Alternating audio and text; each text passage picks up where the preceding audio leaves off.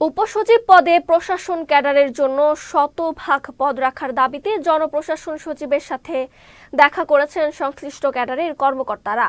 সকালে দল বেঁধে মন্ত্রণালয়ে অবস্থান নেন তারা। এ সময় অ্যাডমিনিস্ট্রেটিভ সার্ভিস অ্যাসোসিয়েশনের সভাপতি ডক্টর আনারুল্লাহ জানান, সবাই জমায়েত হলেও এটি শোভন পর্যায়ে ছিল।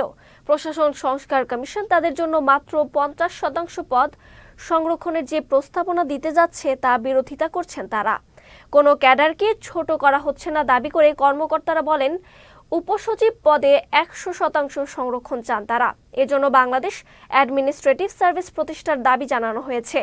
এছাড়া শিক্ষা ও স্বাস্থ্যকে ক্যাডারভুক্ত না করে আগের মতোই আলাদা রাখার সুপারিশ করা হয়।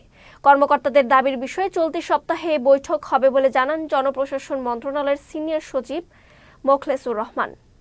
আমি এটাকে পক্ষবিপক্ষ বলবো না, আলোচনা যেহেতু ওপেন, 31 তারিখ পর্যন্ত যে কেউ যে কোনো সুপারিশ, যে কোনো মতামত, যে কোনো তথ্য দিতেই পারে।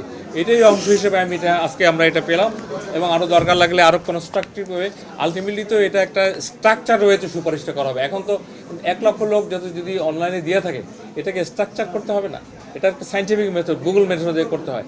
সব কিছুই আমি বলবো যে জনপ্রশাসন আমাকে যদি বলেন পজিটিভ ওয়ে, স্পিডি ওয়ে, সরকারের যে লক্ষ্য, এই রক্তের বিনিময়ে আজকে আমরা এখানে বসছি, আমরা টু বি ফ্রাঙ্ক, যদি এই যে শহীদ না হয়তো, আজকে যদি এরা এত আহত না হয়তো, তাহলে আমি কি এখানে আসতাম? অন্যের কথা বাদই দিলাম।